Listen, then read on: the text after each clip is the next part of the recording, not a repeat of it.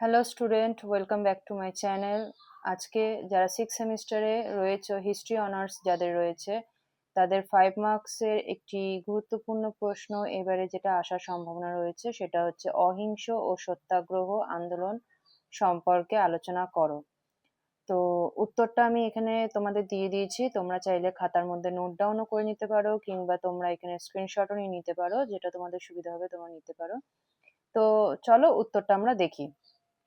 গান্ধীজি ছিলেন পাশ্চাত্য শিক্ষায় শিক্ষিত, কিন্তু তিনি বাল্যকাল থেকেই ধর্মগ্রন্থ পাঠ করতে ভালোবাসতেন। এছাড়া মানুষের জীবন থেকেও তিনি শিক্ষা নিতেন। টলস্টয় ও রাস্কিনের লেখা পড়েও তিনি মুগ্ধ হলেন। গান্ধীজির চিন্তাধারা ছিল একান্তভাবেই তার নিজস্ব এবং তার অভিনবত্ব ও অসাধারণত্ব। স্বাধীনতা সংগ্রামের পদ্ধতি হিসেবে তিনি প্রয়োগ করলেন তার সত্যাগ্রহের আদর্শ, যে অস্ত্র দিয়ে তিনি দক্ষিণ আফ্রিকার শ্বেতাঙ্গ শাসকদের বিরুদ্ধে রুখে দাঁড়িয়েছিলেন।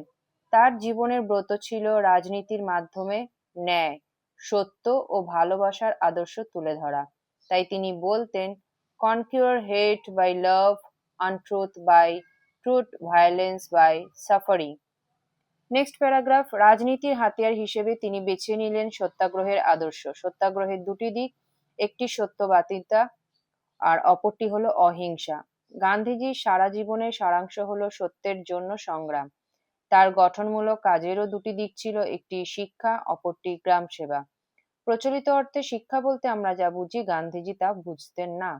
শিক্ষা বলতে তিনি বুঝতেন, by education I mean an all round drawing out of the best in the child and man, body, mind and spirit. গ্রাম সেবার মধ্যেই তিনি খুঁজে পেয়েছিলেন ভারতের মুক্তির পথ। স্বনির্ভর গ্রাম ছিল তার আদর্শ, সহযোগিতা ছিল এর ভিত্তি। গঠনমূলক কাজের মধ্য দিয়ে যে প্রস্তুতি, তারই পরিপূর্ণতা, অন্যায়ের প্রতিরোধ। সত্যাগ্রহের মূল কথাই হলো অন্যায়ের সঙ্গে অসহযোগিতা, অন্যায়ের সঙ্গে কোনো আপোষ সত্যাগ্রহী করবে না। সত্যাগ্রহী হবে নির্ভীক, সুতরাং নির্ভীকভাবে অন্যায়ের সঙ্গে লড়তে হবে। Next paragraph. সত্যাগ্রহের আদর্শে উপনীত হওয়ার পথ অহিংসা। অহিংসার দুটি দিক, এক গড়ার দিক এবং দুই সংগ্রামের দিক। তিনি মনে করতেন সাধারণ মানুষ দুর্বল নয়, অনুশীলন ও অধ্যবসায়ের মাধ্যমে সেও সমবেতভাবে অন্যায়ের বিরুদ্ধে লড়াই করতে সক্ষম। সুতরাং সংঘবদ্ধভাবে সত্যাগ্রহ ও অহিংসার আদর্শ গড়ে তুলতে হবে।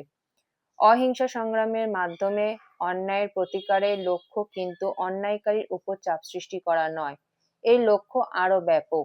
অসহযোগিতার সমস্ত পথ বন্ধ করে তাকে সম্পূর্ণরূপে আত্মসমর্পণে বাধ্য করাই হচ্ছে এর প্রধান উদ্দেশ্য। পরের প্যারাগ্রাফ। অহিংস আন্দোলনের সুফল বর্ণনা করতে গিয়ে গান্ধীজি বলেছেন যে এর ফলে অন্যায়কারী এক উভয় সংকটের মধ্যে পড়ে। যদি সে বলপ্রয়োগ করে বা অহিংসার আশ্রয় নিয়ে কোনো আন্দোলন দমন করতে যায়, তাহলে সে সাধারণের নৈতিক সমর্থন হারায়।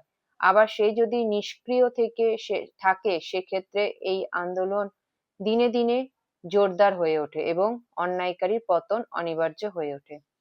সুতরাং লাস্ট প্যারাগ্রাফ হচ্ছে, সত্যাগ্রহ ও অহিংসার এই আদর্শ তিনি ভারতের স্বাধীনতা সংগ্রামে প্রয়োগ করেন। তিনি বুঝেছিলেন যে শক্তিশালী ব্রিটিশ সরকারের সঙ্গে বাহুবলের প্রতিদ্বন্দ্বিতায় সশস্ত্র সংগ্রামে ভারতবাসী এঁটে উঠবে না। নৈতিক জোর ও আত্মনির্ভরশীলতার মাধ্যমেই ভারতবাসীকে মাথা তুলে দাঁড়াতে হবে। নরমপন্থী, চরমপন্থী, সন্ত্রাসবাদী সকলের পথ ছেড়ে তিনি তার নিজস্ব পথ ধরলেন। তার নামকে কেন্দ্র করে গড়ে উঠল এক সমন্বয়ী শক্তি। অশিক্ষিত মানুষের কাছে তিনি প্রতীয়মান হলেন একজন পরিত্রাতা বা অবতার হিসেবে। যদি তোমাদের ভিডিওটি ভালো লাগে তাহলে প্লিজ চ্যানেলটিকে সাবস্ক্রাইব করে দিও এবং বন্ধুদের মধ্যে শেয়ার করে দিও। আর তোমাদের যা যা ইতিহাসের অনার্স পাস কোর্স সম্পর্কিত যা নোট প্রয়োজন হবে, তোমরা অবশ্যই আমাকে জানাতে পারো, আমি তোমাদেরকে কিন্তু দিয়ে দেওয়ার চেষ্টা করব। সুতরাং তোমরা তোমাদের মতামত কমেন্ট বক্সে অবশ্যই জানাবে। সবাইকে অসংখ্য ধন্যবাদ।